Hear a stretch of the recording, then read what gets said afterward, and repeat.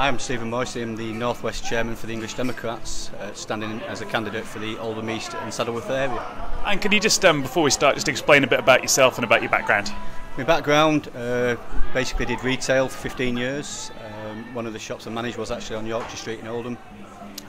From retail I then went into public transport, doing various things from revenue protection to driving, and also branch secretary and a union official for the Unite Union there. And what for you are the important issues in this by-election campaign? Integrity, I think, because one of the biggest problems we've had is a lot of promises that have been broken. It's about cleaning up the policies. That people, when you tell people what you stand for, that you stick by it, not get elected and then go and do something completely different. And I think that's one of the main things that people are looking at here. They're now looking for a clean up kind of politics, to be honest with people. And some of these you just can't trust anymore. You talk about integrity there. I mean, what's your take on what happened with Phil Willis, the leaflets and the campaign that he ran in the general election? I think they panicked, and it was badly put out. He shouldn't have done it. That was one of the things you've got to be with the electorate is that they've had 13 years of people saying one thing and doing another, and it came as no surprise really from Labour after their basically fiasco, or shall we use Hazel's words, malicious and vindictive, or something to that effect.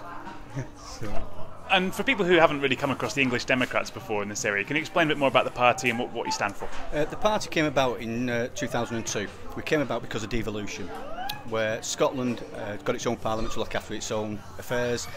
Wales has got exactly the same, and so has Northern Ireland.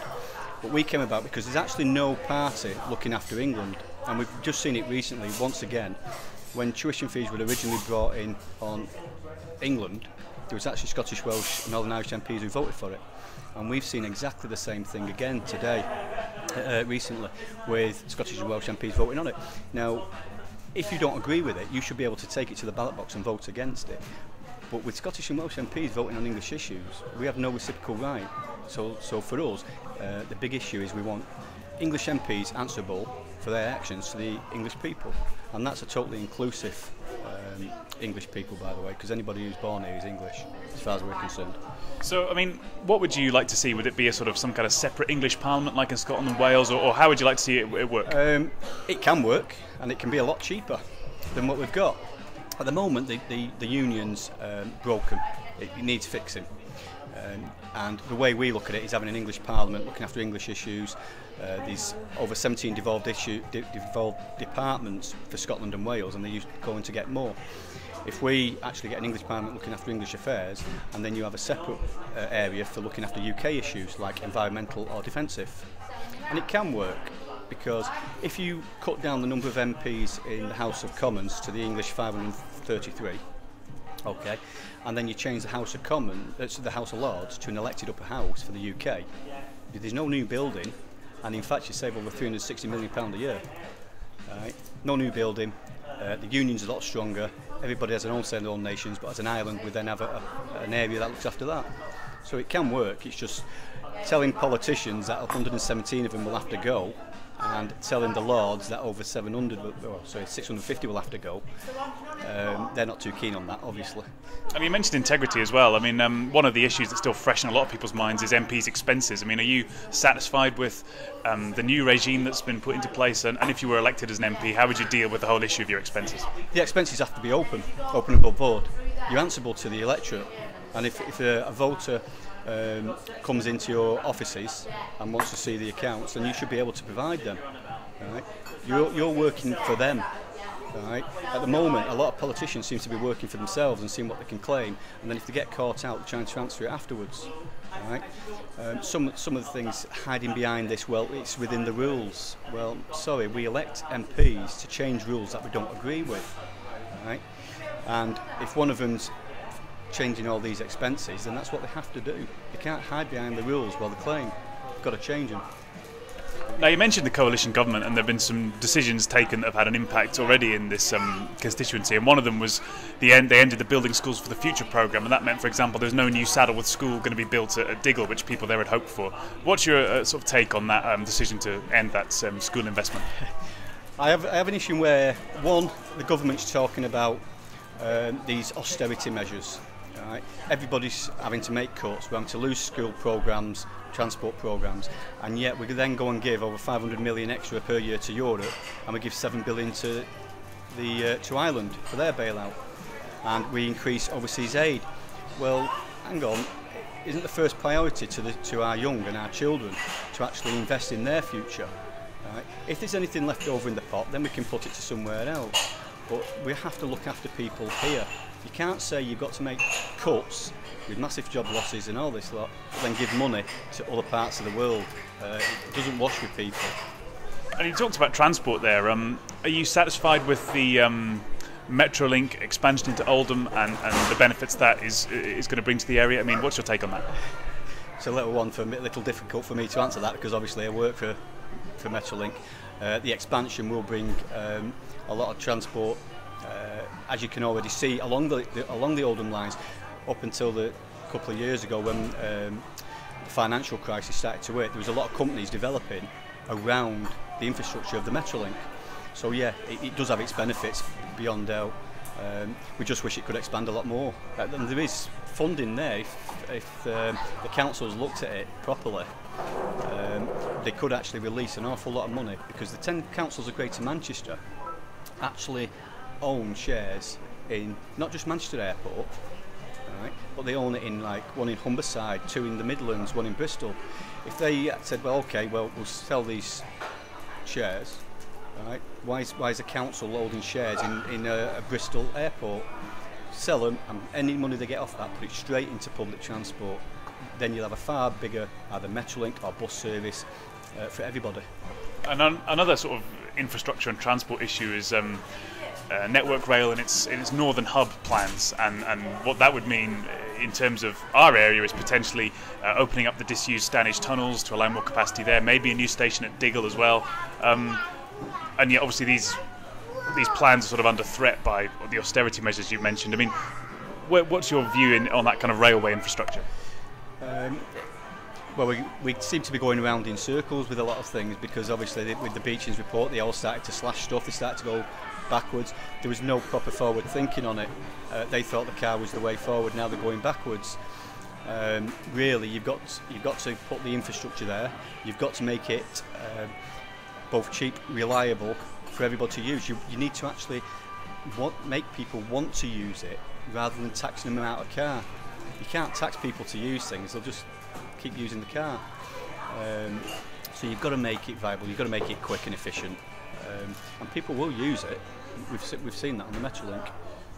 Now, another issue that's caused a lot of angst recently in the area is the new Tesco, which opened at Greenfield a couple of weeks ago in Saddleworth.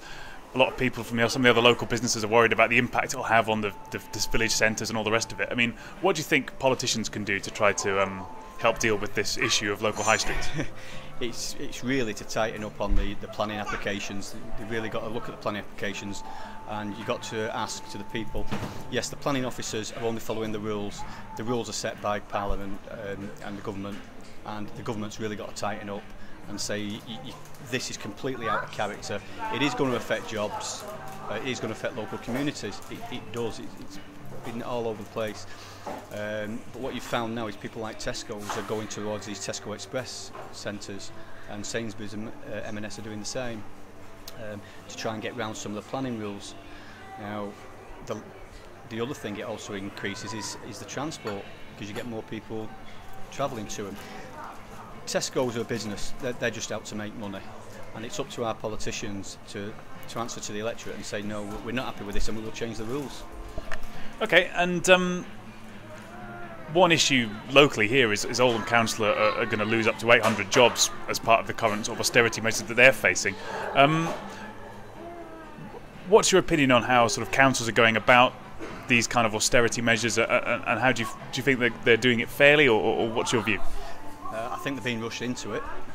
They've been told to lose 25% or so in 12 months, and I think they're just rushing into it. We've seen it in many departments, in councils. The question would have to be asked really is, how come we're in this state now? We're in this state because Labour were spending money they haven't got. It's common household budgetary. You can't spend more than what you've got coming in, right? And the question is, have Oldham been doing that? How far in debt is Oldham? At some point they're going to have to cut the costs, but the question should be asked from the ones higher up who were spending money that the council didn't have.